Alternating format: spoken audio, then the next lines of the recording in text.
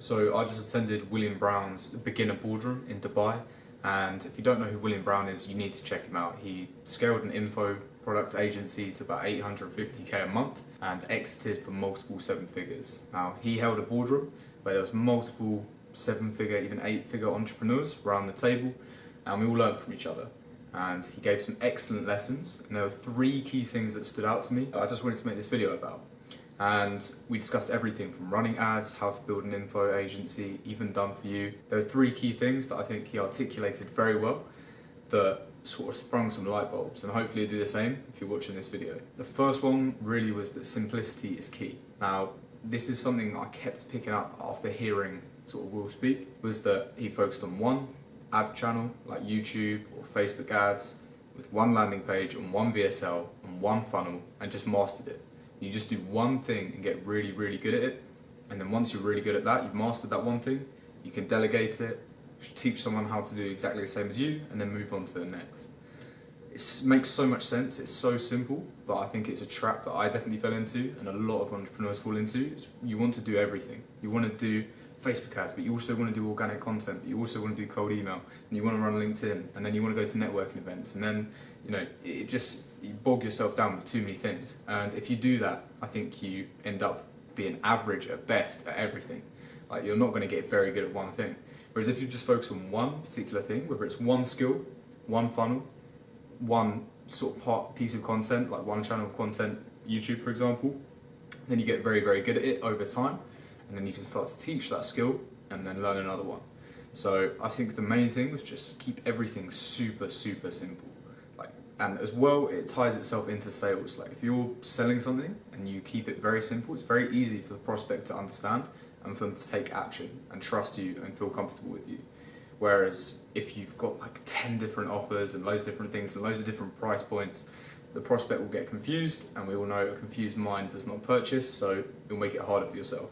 So I think just keeping things simple, doing one thing over and over and over again until you're very good at it, is something that definitely stood out to me. The second thing, which I wasn't expecting as much, to be honest. I've seen videos on this before, but I sort of thought it was a bit fluffy and like not as important, but it really this weekend reiterated to me how important this is. And I had multiple conversations like this, and it was focusing on the reason why you're doing things. Not how you're doing them or what you're doing, but why you're doing things. This is going to be your motivator, this is going to be your driver, and it just puts everything into perspective. Like, it was really, really interesting when I remember I asked Will basically how to scale, right? So we're running done for you at the moment, we're at a decent level, but I really want to scale. And he just said, why? Like, what number do you want to get to and why? I was like, damn, I hadn't really thought of it too much.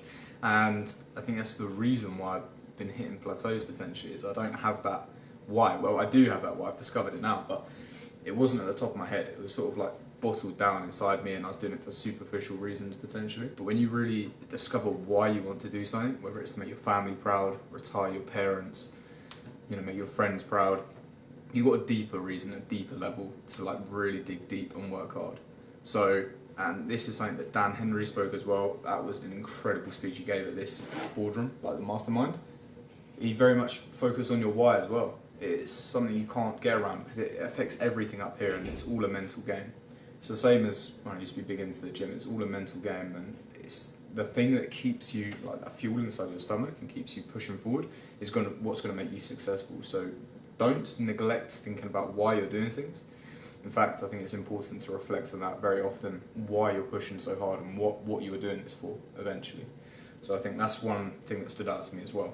And the third thing, and this was really, really good, was genuinely, like, after meeting all these super, super high level people, you understand that it actually is within your reach. Like, they're not some like magic robots that just do crazy stuff that any human can't do. They're obviously extremely, extremely smart, extremely driven, extremely switched on. You can't take anything away from them, but effectively they're just people like you and me. And it's within your reach. You just have to get very good at something, stick at it for a long time, and you will get there.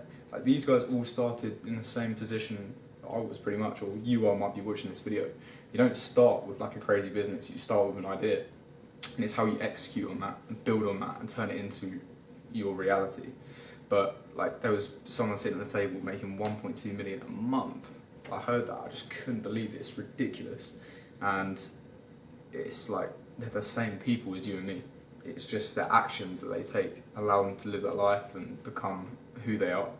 So it's within your reach. It's literally, you've just got to, and something that they also said was, don't do something because you want to do it, or you shouldn't expect things because you want it. Like, I shouldn't expect to hit 100k a month because I want it. You should expect to hit 100k a month when you become the person that's achievable of hitting it. Like, you actually have to develop yourself and develop the person. So the person you are, completely unreasonable that they don't make 100 grand a month. If you become that person where you tick all the boxes, you're super charismatic, you're confident, you're good at sales, you're good at managing people, it's just unreasonable not for you to make 100k.